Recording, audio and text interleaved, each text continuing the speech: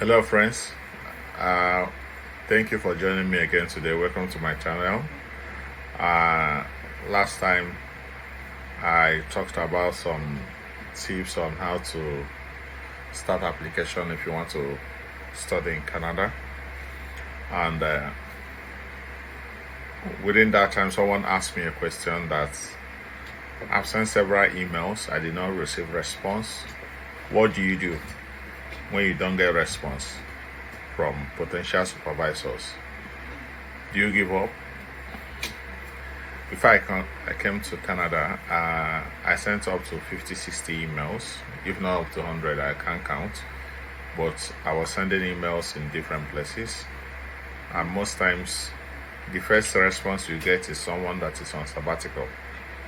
They say, I'm no longer taking a student, I'm on sabbatical. Some of them will send you a mail and tell you that, oh, I've retired. You get email from those retired professors telling you, I'm not taking students. And sometimes you also get an email for an interview. So that's how it happened until we got success one day. So what am I trying to say? You need to continue to send your email, but you might need to change your approach. There are things that makes your email not to return successfully or not to get a response.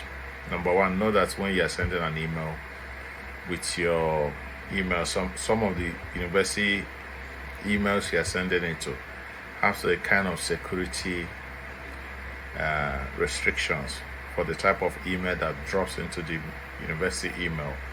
So what happens is that some of them will see your mail as a spam. Most times when you're sending those emails with a Gmail and then it's coming also with an attachment, if you see it as a spam and move it to spam, so the professor might not even have seen your mail. So what do? You give up? No, don't give up. Sometimes myself, I check my spam to see whether there's an important email. My university email in Calgary here, when I'm about to get a spam email, it will alert me that there's a spam email. So if I want it to open, I'll first of all see the link it's coming from. If the link is a trusted link, I will click it to release it. It will release it and I will see the mail. So it could be something that I've gone into a spam email. Don't give up. Keep sending. And then don't explore only one university. Explore several universities. You have more than 60, 70 universities in Canada. So don't restrict yourself to one university. You have myriads of universities to explore from. So try other universities. Try other professors in that department, but don't send to the same department. You're sending to several professors. That's not. It's a small community here. You approach two persons at the same time. It's not. It could be a conflict of interest. It's better you approach them one after the other. Allow some time to get a response then before you send a mail to the other person. If you don't get positive response, you try another person in the same school if it is the same university you are interested in going to. So, and another stuff you look at is, how did you write your mail? Do you make mistakes in English in your mail? Some persons are turned off when your grammar is wrong. So what you need to do is always proofread your mail to make sure that the automatic typo does not happen. Sometimes you see that when you are typing "dear professor," the thing will change it. Your automatic autocorrect in your email will change it to "dear processor."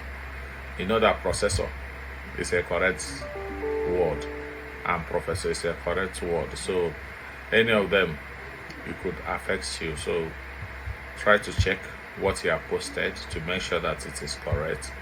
Before you click send, read your mail. That's one thing you must always do.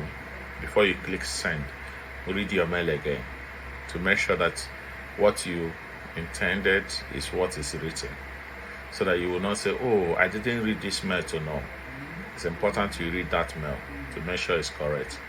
Then, what are the components of your email? It's important. How did you approach it? Is what you have written in your mail, is it just about yourself? Did you actually highlight that, okay, I know about your work, I've read your paper, okay, I've seen that this is what you are working on, and I have interest that aligns with it. You should be able to do your background work first, do some kind of research on the person you want to approach. Don't have one generic email that all the emails you are sending to everybody is the same thing. When you try to do that, you always tend to not to get a positive response, because you are not personalizing the mail. If you personalize an email, even sometimes it is the most recent paper that person has published, you will just want to talk about, and you want to personalize and have a personal touch to the email you are sending out. So use that as a means to have a personal touch with the email.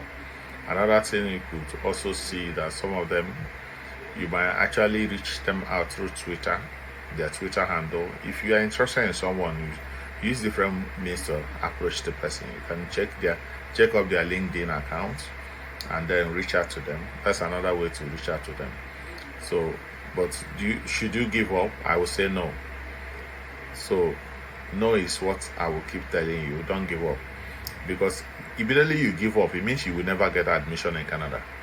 So, because quitters never win and winners never quit.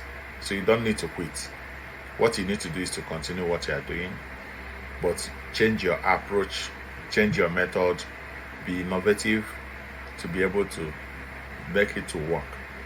Sometimes you might need to go through their assistants. There are some of them that have graduate assistants, they have a administrative assistant. They will write it that if you want to reach me, go through my administrative assistant. That's another way of doing it. You write them an email, copy the administrative assistant. They can also help you to reach out to the professor. That's different ways to reach out to the person, and at the end of the day, you might get success. I wish you well, and I believe that you will get it. But you will actually need to be tactical. You need to put your thinking cap. You need to actually know how to approach it to be able to get. These are some of the few tips I'm giving you. I know that there might be many other tips, and as it comes, I will drop it here. I don't want it to be too long. If you have not subscribed to the channel, please kindly subscribe and click the notification button. I'll be sending a lot of tips on scholarships and admissions this month. We are in the month of February now, so you'll be getting a lot of information on this, which will help you to start your application early, because it is now you're supposed to start. It's now you're supposed to start approaching supervisors, start getting ready, preparing your documents. Some persons, their universities take a lot of time before they will process their transcripts. It's now you're supposed to start processing your transcripts. It's now you start all those things. You need to get ready before it is time for admission. Application opens, you are ready to submit your application. Thank you for joining me today. Please kindly subscribe to the channel. Bye bye. See you next time.